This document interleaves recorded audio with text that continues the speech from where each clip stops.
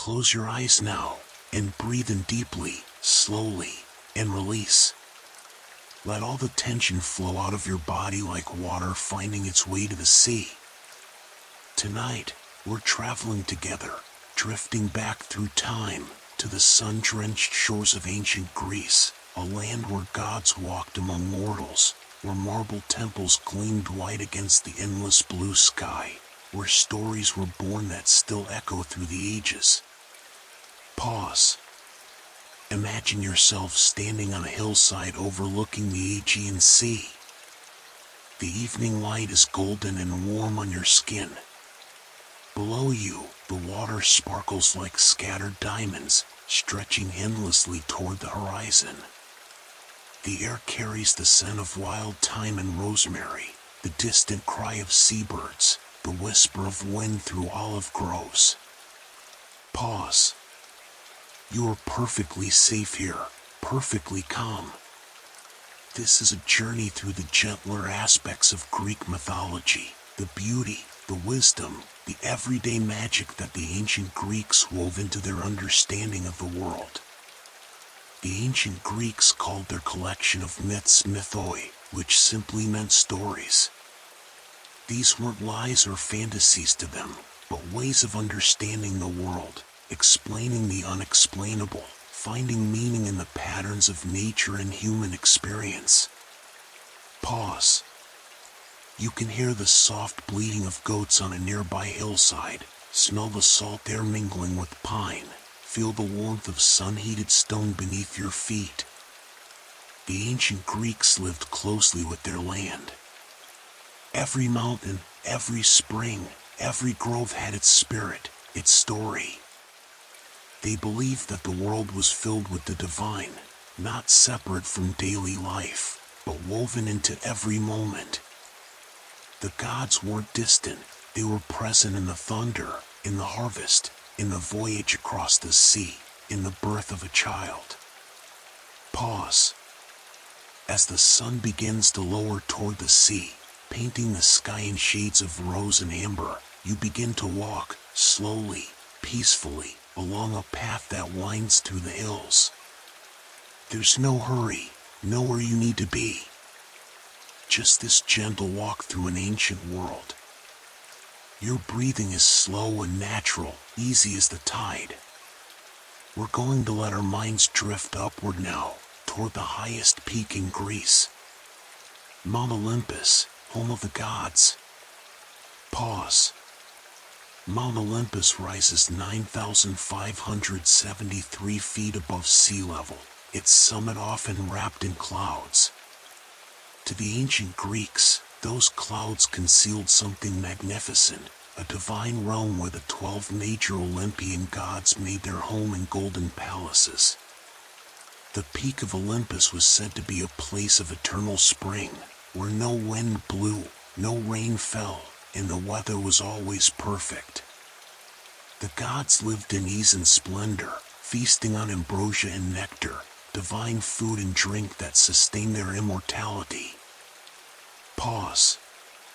Zeus, the king of the gods, ruled from Olympus. His name comes from the ancient root meaning bright or sky. He was the god of the sky, of thunder and lightning, the maintainer of order and justice among both gods and mortals. The ancient Greeks depicted him as a mature, bearded man of great dignity, often holding a thunderbolt in his hand. When storms rolled across the Aegean, when lightning split the sky, the Greeks saw Zeus's power manifested, not with fear, but with awe and respect. Pause. Zeus had 2 brothers with whom he divided the cosmos after they overthrew their father, Kronos, and the elder generation of Titans. Poseidon received dominion over the seas, all waters, and earthquakes. Hades became lord of the underworld, the realm of the dead. And Zeus himself ruled the sky and served as king of all the gods. This division of the cosmos into sky, sea, and underworld helped the Greeks organize and understand the structure of their world. Pause. Imagine yourself now on the lower slopes of Olympus, walking through a forest of oak and pine. The ancient Greeks considered the oak tree sacred to Zeus. They believed that the rustling of oak leaves in the wind carried messages from the god. At Dodona, Zeus's oldest oracle, priests and priestesses would interpret these whispers, offering guidance to those who sought divine wisdom. Pause. The goddess Hera, Zeus's wife and queen of the gods, presided over marriage and family. She was associated with the peacock, whose elaborate tail feathers symbolized the stars of heaven. The ancient Greeks saw Hera as a protector of married women, despite the complex stories told about her relationship with Zeus. In temples dedicated to Hera, brides would come to offer prayers and seek blessings for their marriages, hoping for harmony and fertility. Pause. You continue walking, the path growing quieter, more peaceful. You come to a grove where the trees open up to reveal the evening sky. The first stars are beginning to appear. Let your body relax even more deeply now, sinking into comfort. We're going to meet Athena, one of the most beloved goddesses of ancient Greece. Pause. Athena was born in the most unusual way. According to myth, Zeus suffered a terrible headache, and when his head was split open by Hephaestus's axe, out sprang Athena, fully grown and fully armored, with a battle cry that shook the heavens. This birth from Zeus's head made her the goddess of wisdom, of strategic warfare, and of crafts. But more than anything, Athena represented intelligence, reason, and civilized life. Pause. The city of Athens was named in her honor. The story goes that Athena and Poseidon competed to be the patron deity of the city. Each offered a gift to win the people's favor. Poseidon struck the ground with his trident and brought forth a saltwater spring. Athena touched the earth and caused an olive tree to grow. The people chose Athena's gift, recognizing that the olive tree would provide food, oil, and wood for generations. Practical wisdom triumphed, and Athens became Athena's special city. Pause. The Parthenon, that magnificent temple on the Acropolis in Athens, was dedicated to Athena Parthenos, Athena the Virgin. Built in the 5th century BCE, it took 9 years to complete and was considered the most perfect example of Doric architecture. Inside stood a massive statue of Athena, over 38 feet tall, sculpted by the master artist Phidias. She was made of ivory and gold, holding a statue of Nike, the goddess of victory, in one hand and a spear in the other. A shield rested beside her, decorated with scenes of mythological battles. Pause. Athena was patron goddess of many crafts. Weaving was especially associated with her. The ancient Greeks told the story of Arachne, a mortal woman who boasted that her weaving surpassed even Athena's skill. In some versions, Athena transformed the prideful weaver into a spider, cursed to weave forever. This myth taught the importance of humility and respect for the gods, but it also celebrated the skill of craftwork, showing that such talents were divine gifts worthy of reverence. Pause. The Greeks associated the owl with Athena. The owl of Athena became a symbol of wisdom. Even today, we picture owls as wise creatures because of this ancient connection. In Athens, the small owl that lived around the Acropolis was considered sacred, and its image appeared on Athenian coins. Pause. You imagine yourself now in the Agora, the marketplace of ancient Athens, as evening settles over the city. The white marble of the temples catches the last golden light. The air grows cooler, more peaceful. People are heading home after the day's business. You can hear the distant sound of a lyre being played somewhere, soft and melodic. Breathe deeply, feeling more relaxed with each breath. Let's drift now toward the sea, toward the realm of Poseidon. Pause. The ancient Greeks were a seafaring people.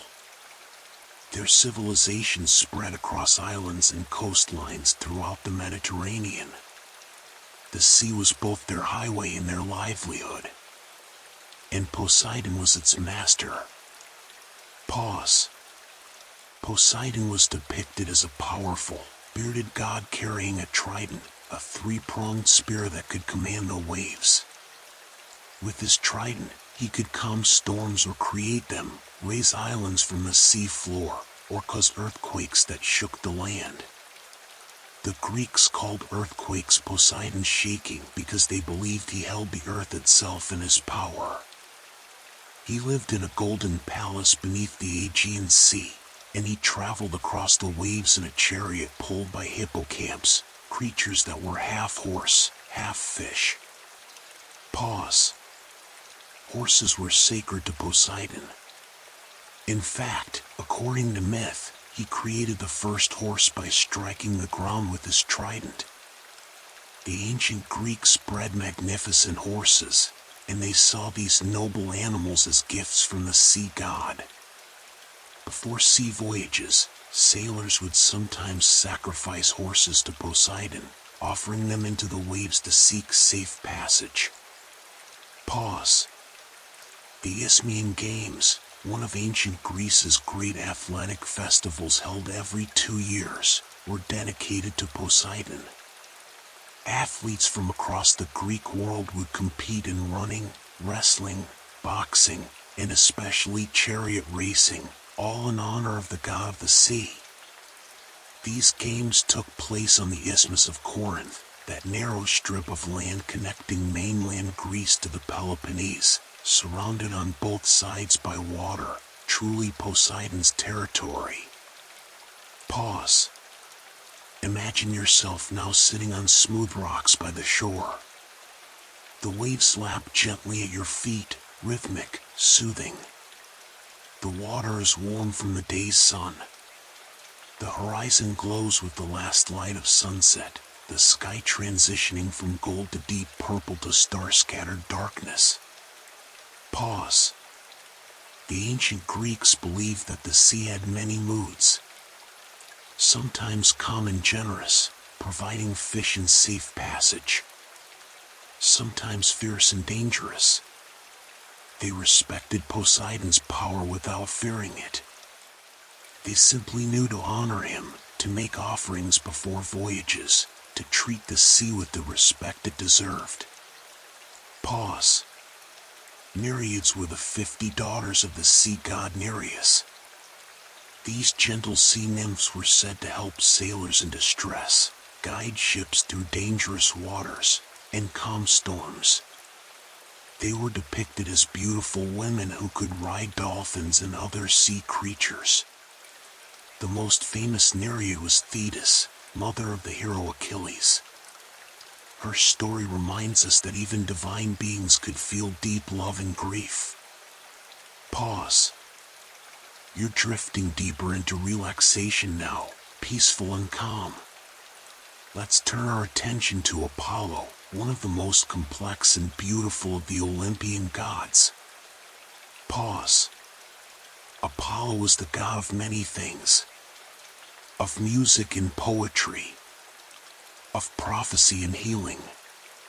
Of the sun and light. Of archery and truth. The ancient Greeks saw him as the embodiment of harmony, reason, and civilized order. He was often depicted as a beardless youth of perfect beauty, sometimes carrying a lyre, sometimes a bow. Pause.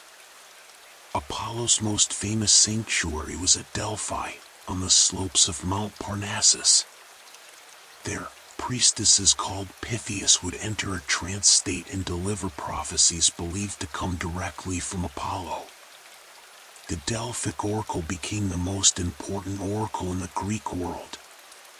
People traveled from across the Mediterranean to ask questions about everything, whether to go to war, where to found a colony, whom to marry, how to cure an illness. The oracle's responses were famously cryptic, often requiring interpretation, teaching suppliants to think carefully about the guidance they received. Pause. Inscribed at the entrance to Apollo's temple at Delphi were two famous maxims: know thyself and nothing in excess. These simple phrases captured core Greek values: self-awareness, wisdom, and moderation. They reminded visitors that true wisdom began with understanding one's own nature and limitations. Pause. Apollo was a god of healing, and his son Asclepius became the god of medicine. At sanctuaries dedicated to Asclepius, the sick would come to sleep in special chambers, hoping that the god would visit them in dreams and either heal them or reveal the cure for their ailments. These healing temples, called Asclepia, were some of the ancient world's first hospitals. They offered not just spiritual healing but practical medical care, with physicians trained in the Hippocratic tradition treating patients with herbs, diet, rest, and surgery when needed. Pause. The lyre was Apollo's special instrument. He was said to have received it from Hermes in exchange for a staff. Apollo's music was so beautiful that when he played, all of nature would fall silent to listen. Rivers would slow their flow, birds would cease their songs, even the winds would pause. Music was deeply important to the ancient Greeks. They believed it could heal the soul, improve character, and connect mortals with the divine. They used music in religious ceremonies, in education, in athletics, and in daily life. Pause. Imagine yourself now in a small amphitheater as evening deepens. Stone seats curve in a semicircle around a circular stage area. Someone is playing a lyre, the notes floating up into the darkening sky, pure and clear. The music seems to make the stars shine brighter. Pause. Let yourself sink even deeper into relaxation. Your breath is slow and easy. We're going to explore the wild places now, the forests and mountains sacred to Artemis. Pause. Artemis was Apollo's twin sister, born on the island of Delos just moments before her brother. She was goddess of the hunt, of wild animals, of the wilderness, and of the moon. While Apollo represented civilization and reason, Artemis embodied the untamed natural world. Pause. She was depicted as a young woman dressed in a short tunic suitable for hunting, carrying a bow and quiver of arrows, often accompanied by a deer or hunting dogs. Unlike many Greek goddesses, Artemis chose to remain eternally virgin, rejecting marriage to maintain her independence and freedom. Young girls in ancient Greece often saw Artemis as their protector, and before marriage they would dedicate their childhood toys to her, marking the transition from girlhood to womanhood. Pause. Artemis roamed the mountains and forests with a band of nymphs, all of whom had taken vows of chastity to serve her. They hunted, they danced, they bathed in cool forest streams. The ancient Greeks imagined these wild places as sacred spaces, where divine and natural forces mingled freely. Despite being a hunter, Artemis was also protector of young animals. She embodied the paradox of nature itself, life and death intertwined, hunting and nurturing as parts of the same cycle. Pause. One of the most important festivals in Athens was the Baronia, held every 4 years in honor of Artemis. Young girls between the ages of 5 and 10 would serve at Artemis's sanctuary at Boron, wearing saffron-colored robes and performing dances called acting the bear. This ritual may have commemorated a myth in which a sacred bear of Artemis was killed, and girls had to serve the goddess to atone for this act. The ceremony celebrated the wildness in young girls before they were civilized into domestic life. Pause. Imagine yourself walking now through a moonlit forest. Silver light filters through the leaves overhead. The air is cool and clean, scented with pine and earth. You hear the distant call of an owl, the rustling of small creatures in the underbrush. You feel safe here, protected, as if the forest itself is watching over you with gentle care. Pause. The moon was associated with Artemis, just as the sun was associated with Apollo. The Greeks saw the moon's monthly cycle, waxing, full, and waning, as a symbol of the cycles of life, birth, maturity, death, and rebirth. Artemis as moon goddess represented these natural rhythms that governed both nature and human life. Pause. An hour has passed. You're drifting peacefully through these ancient stories. Let's turn now to Aphrodite, goddess of love and beauty. Pause. Aphrodite's birth was said to be miraculous. According to the poet Hesiod, she was born from the sea foam near the island of Cyprus. When Kronos castrated his father Uranus and threw the severed parts into the sea, the mingling of divine essence and ocean created Aphrodite. She emerged from the waves fully grown, of incomparable beauty, and was carried ashore on a giant scallop shell. The west wind, Zephyrus, breathed gently to guide her to land, and the seasons crowned her with flowers as she stepped onto the beach. Pause. This birth from the sea made Cyprus sacred to Aphrodite, and her temples there became places of pilgrimage. People came to seek blessings for love, marriage, fertility, and beauty. Doves, swans, and roses were all sacred to her, symbols of the grace and beauty she represented. Pause. Aphrodite's son was Eros, the god of love and desire. While later traditions depicted Eros as a chubby infant with wings, the Cupid of Roman tradition, the ancient Greeks imagined him as a young god of considerable power. His arrows could make anyone fall in love, god or mortal. The Greeks understood that love and desire were forces that could not be controlled by reason or will. Eros represented that irresistible power, the force that could unite souls or create chaos. Pause. Aphrodite was married to Hephaestus, the god of blacksmiths and craftsmen, but she had a famous love affair with Ares, the god of war. This pairing of love and war might seem strange, but the Greeks saw both as powerful, passionate forces that could overwhelm judgment and caution. Pause. In one famous story, Hephaestus discovered the affair and crafted an invisible net so fine it couldn't be seen, which he used to trap the lovers in their embrace. He called the other gods to witness his wife's infidelity. But many of the gods sympathized more with the lovers than with the wronged husband, showing the Greek understanding that matters of the heart rarely follow rules of propriety. Pause. Imagine yourself now in a garden at twilight. Roses bloom everywhere, their perfume heavy in the warm air. A fountain plays softly in the center, its water catching the last light. Doves coo from their roosts in the flowering trees. Everything here is peaceful, beautiful, serene. You sit on a marble bench, feeling utterly relaxed, breathing in the scented air. Pause.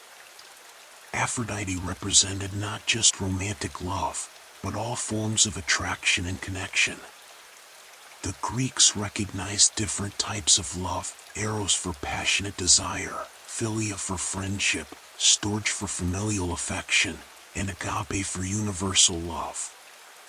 Aphrodite's influence touched all these forms, reminding mortals that connection and relationship were essential to human life. Pause. You're so deeply relaxed now, drifting peacefully. Let's meet Hermes, one of the most versatile and beloved gods. Pause. Hermes was Zeus's messenger, the god of travelers, merchants, shepherds, thieves, and boundaries. He wore winged sandals that allowed him to fly swiftly between the mortal world and Mount Olympus, and he carried a herald staff called a caduceus, entwined with 2 serpents. He was known for his cleverness, his wit, and his ability to move freely between different realms, between gods and mortals, between the living and the dead. Pause. On the very day of his birth, the infant Hermes showed his cunning nature. He slipped out of his cradle and stole 50 of Apollo's cattle, making them walk backwards so their tracks would be confusing. When Apollo discovered the theft and confronted him, the baby Hermes charmed his way out of trouble. To appease Apollo, Hermes invented the lyre on the spot, creating it from a tortoise shell. Apollo was so delighted with this new instrument that he forgave the theft and even gave Hermes a golden staff, making him the god of shepherds. Pause. Hermes was the god of boundaries, and the ancient Greeks placed stone pillars called Hermes at crossroads, property boundaries, and in front of homes. These pillars, topped with Hermes's head, served as protectors of travelers and markers of sacred or important locations. Boundaries were liminal spaces, thresholds between one place and another, and Hermes, as a god who crossed boundaries easily, offered protection in these transitional moments. Pause. Because Hermes could travel between worlds, he served as psychopomp, the guide who led souls of the dead to the underworld. This wasn't a frightening role but a gentle one. Hermes would take the hand of the newly deceased and guide them on their final journey, helping them transition from life to whatever lay beyond. Pause. Merchants and traders considered Hermes their patron. He was associated with commerce, exchange, and the clever deal. Markets in ancient Greek cities often had altars to Hermes, where traders would make small offerings asking for success in their business. The Greeks didn't see trade as merely practical. Commerce created connections between peoples, spread ideas and culture, and required the kind of intelligence and communication skills that Hermes embodied. Pause. Imagine yourself now at dusk, standing at a crossroads where 3 paths meet. A Hermes stands in the center, a simple stone pillar with Hermes's friendly face carved at the top. You feel safe here at this threshold, knowing that the god watches over travelers. The evening breeze is gentle. You're not sure which path to take, but it doesn't matter. All paths lead somewhere interesting. All journeys have value. Pause. Sinking deeper still, so peaceful, so calm. Let's explore now one of the most beautiful myths of ancient Greece, the story of Demeter and Persephone, which explain the changing seasons. Pause. Demeter was the goddess of agriculture, of grain, of the harvest. She taught humanity the secrets of farming, how to plant and cultivate wheat and barley, how to make bread. Without her blessing, the earth would be barren. She represented the fertility of the earth and the abundance that comes from working with nature. Pause. Demeter had a daughter, Persephone, whom she loved more than anything. Persephone was associated with spring flowers, with new growth, with the tender beauty of youth. Mother and daughter were inseparable, and under their joint care, the earth bloomed continuously. Pause. But Hades, lord of the underworld, fell in love with Persephone. One day, as she was gathering flowers in a meadow, the earth opened up and Hades emerged in his chariot, sweeping her away to his underground realm. When Demeter discovered her daughter was missing, her grief was so profound that she withdrew her blessing from the earth. Crops failed, nothing would grow, and humanity faced starvation. She wandered the world searching for Persephone, neglecting her divine duties. Pause. Finally, Zeus intervened. It was agreed that Persephone would spend part of each year in the underworld with Hades and part with her mother in the world above. During the months when Persephone was below, Demeter grieved and winter came to the land. When her daughter returned each spring, Demeter's joy brought new growth and bloom to the earth. Pause. This myth explained the cycle of seasons for the Greeks, but it was more than just an explanation. It was a story about love and loss, about grief and reunion, about the inevitability of change and the comfort of knowing that what is lost will return. The Eleusinian Mysteries, some of the most sacred and secret religious rites in ancient Greece, celebrated this story, promising initiates hope for a blessed afterlife. Pause. Imagine yourself now walking through a field of wheat at golden hour. The stalks sway gently in the breeze, creating waves across the field. The grain is ripe, ready for harvest. You run your hand along the tops of the wheat, feeling the dry, scratchy heads against your palm. The air smells of warm earth and dry grass. Somewhere nearby, you hear the song of a lark. Everything feels abundant, generous, complete. Pause. The ancient Greeks celebrated many festivals dedicated to Demeter. The Thesmophoria was a women's festival held each autumn to ensure the fertility of the newly sown crops. Only married women could participate, and they spent 3 days in ritual activities, including fasting, offerings, and sacred ceremonies. These festivals recognized the connection between human fertility and agricultural fertility. Both were gifts of Demeter, both were essential to the continuation of life. Pause. So relax now, drifting peacefully through these ancient stories. Let's meet Dionysus, the god of wine, celebration, and theater. Pause. Dionysus was the youngest of the major Olympian gods. He was born in an unusual way. His mother was the mortal princess Semele, who died while pregnant with him. Zeus rescued the unborn child and sewed him into his own thigh, where Dionysus gestated until he was ready to be born.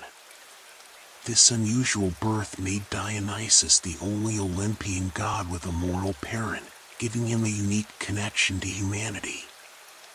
Pause. Dionysus was the god of wine, but he represented more than just drinking. He embodied the idea of release, of letting go of rigid control, of experiencing joy and ecstasy. Wine was a gift that could bring people together, loosen inhibitions, create fellowship and celebration. The ancient Greeks understood that wine should be consumed with moderation. They typically diluted it with water, but they also recognized its power to transform ordinary moments into celebrations. Pause. Dionysus was also the god of theater. The great dramatic festivals of ancient Athens were held in his honor. 3 times a year, Athenians gathered at the theater of Dionysus, built into the slope of the Acropolis, to watch tragic and comic plays. These weren't merely entertainment, they were religious experiences, opportunities to explore deep questions about fate, justice, suffering, and joy through the power of story and performance. Pause. Greek tragedy and comedy both originated in religious rituals honoring Dionysus. Playwrights like Aeschylus, Sophocles, Euripides, and Aristophanes created works that are still performed today, over 2,000 years later. They explored timeless themes of human nature through the lens of myth. The word theater comes from the Greek theatron, meaning a place for seeing, but these performances offered more than visual spectacle. They were places for understanding, for feeling, for communal catharsis. Pause. Followers of Dionysus included the Maenads, women who left their homes to worship him in the wild mountains, dancing ecstatically, crowned with ivy and carrying fennel wands. These rituals allowed a release from the constraints of everyday life, a temporary return to a more natural, uninhibited state. While some myths portrayed the Maenads as wild and dangerous, they also represented freedom, the power of divine inspiration, and the importance of balance, the need to sometimes let go of control and strict rationality. Pause. Imagine yourself now in a vineyard at dusk. Grapevines heavy with ripe, dark fruit stretch in neat rows across a hillside. The grapes are ready for harvest. You can smell their sweet scent on the air.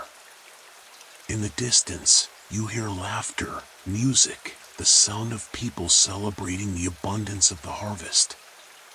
You feel content, peaceful, grateful for simple pleasures, for the sweetness of fruit, for the beauty of the evening light on the vines. Pause. Deeper still into relaxation, so calm, so peaceful. Let's meet the gentlest of the Olympian deities, Hestia, goddess of the hearth and home. Pause.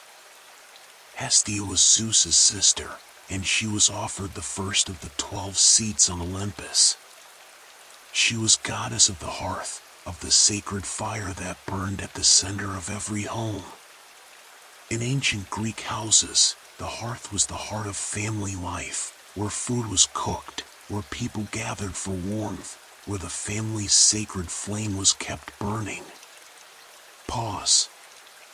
Hestia chose to remain a virgin goddess, refusing proposals from both Poseidon and Apollo.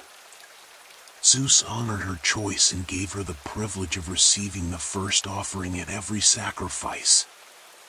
Before Greeks made offerings to any other god, they would pour a libation to Hestia, a recognition that she presided over the most fundamental aspects of civilized life: home, family, community. Pause. Every Greek city had a public hearth, a sacred flame dedicated to Hestia that burned continuously.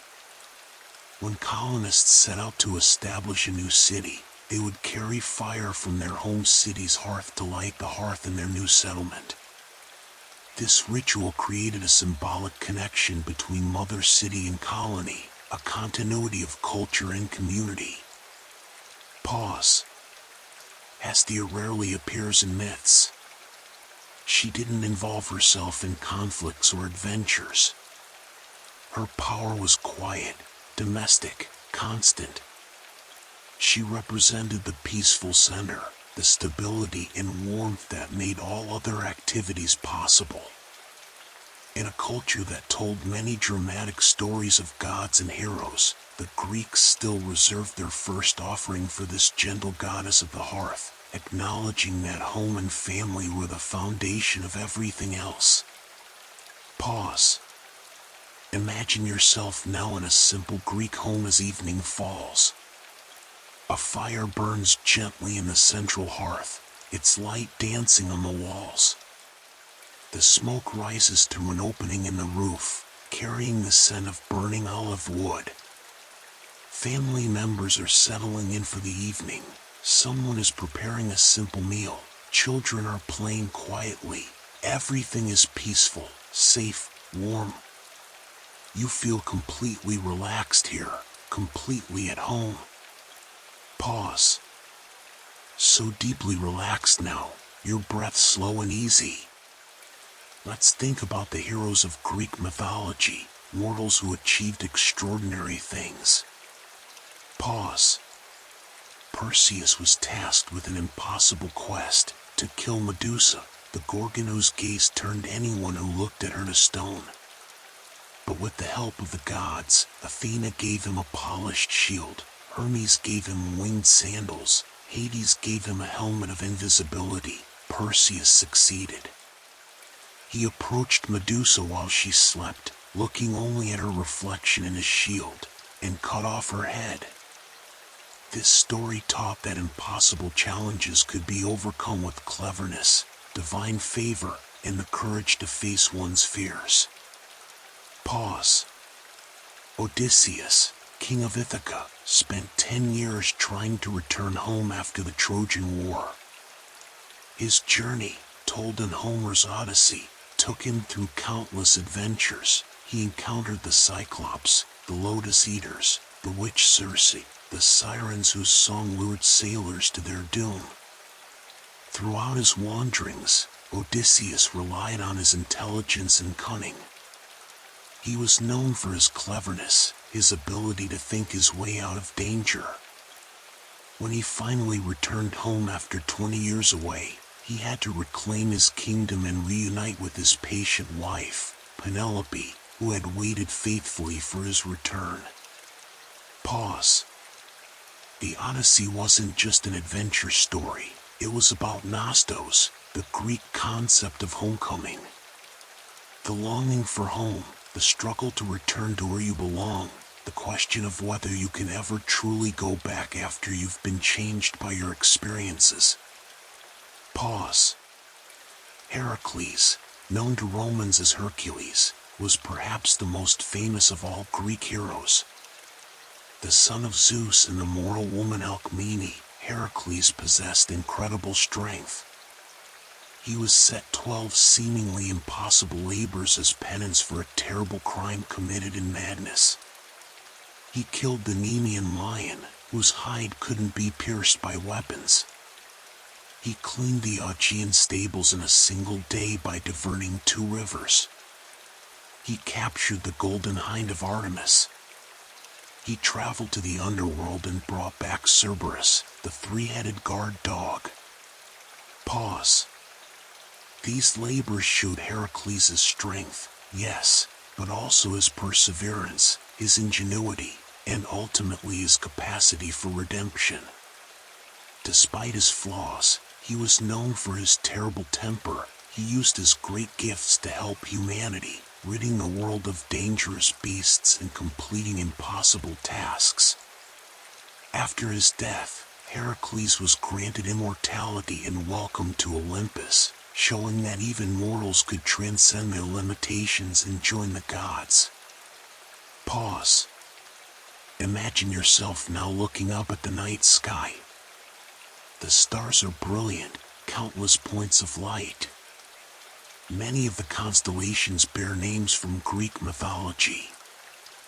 There is Orion the hunter, Cassiopeia the vain queen, Andromeda the princess, Perseus holding Medusa's head, the Great Bear, the hero Heracles himself. The ancient Greeks looked at the same stars you're looking at now. They saw stories written in the heavens, eternal patterns that connected earth and sky, mortal and divine. Pause. You've traveled so far tonight, through the world of Greek mythology, meeting gods and goddesses, hearing ancient stories that still resonate across the centuries. And now it's time to rest, to drift into peaceful sleep. Pause. Return with me one last time to that hillside where we began, overlooking the Aegean Sea. The night is deep now. The moon is bright, painting everything in silver light. The sea below is calm, its surface rippling gently. The air is perfumed with night-blooming flowers. Pause. The ancient Greeks understood something profound. They knew that stories matter, that the myths we tell ourselves shape how we understand the world, how we face challenges, how we find meaning in our lives. Their gods weren't perfect. They struggled with jealousy, anger, pride, and desire. They made mistakes, but they also showed courage, wisdom, love, and creativity. The Greeks saw the divine and the human as intimately connected. The gods' struggles reflected human struggles. Their triumphs represented human potential. Pause. For over 1,000 years, Greek civilization flourished. From the Bronze Age to the Classical period, the Hellenistic Age, and into the Roman era, Greek philosophy, art, literature, and political ideas spread throughout the Mediterranean world and eventually to us. When we speak of democracy, we use a Greek word. When we go to the theater, attend the Olympics, study philosophy, practice medicine according to the Hippocratic Oath, teach in academies, visit museums, we are connecting with traditions that began in ancient Greece. Pause. But more than their achievements in politics or art or thought, the Greeks gave us these stories. Tales of love and loss, of heroism and tragedy, of mortals reaching for the divine and gods learning from mortals. These myths remind us that we're part of something larger, connected to those who came before us, to the eternal patterns and questions that every human generation faces.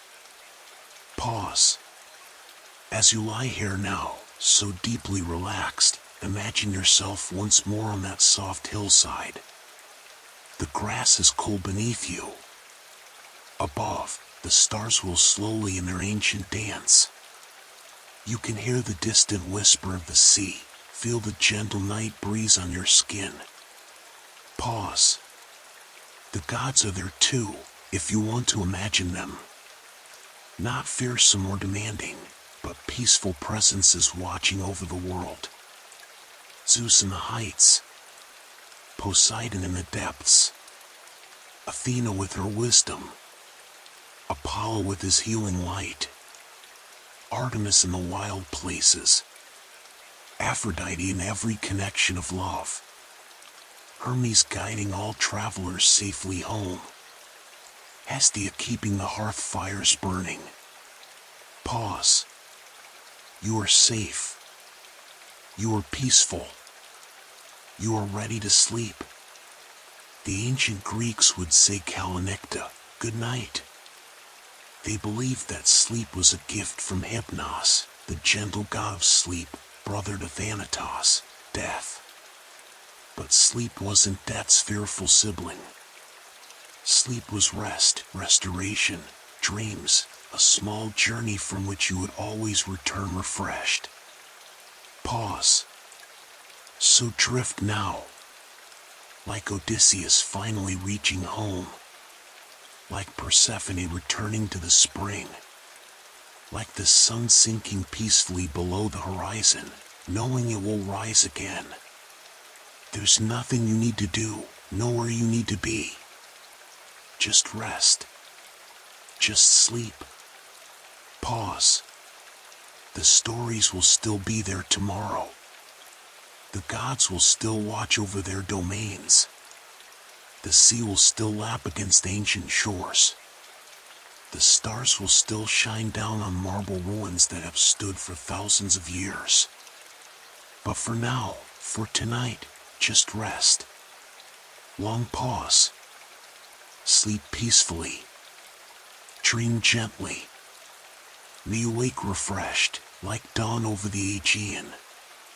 Soft fade with distant sound of waves and night breeze.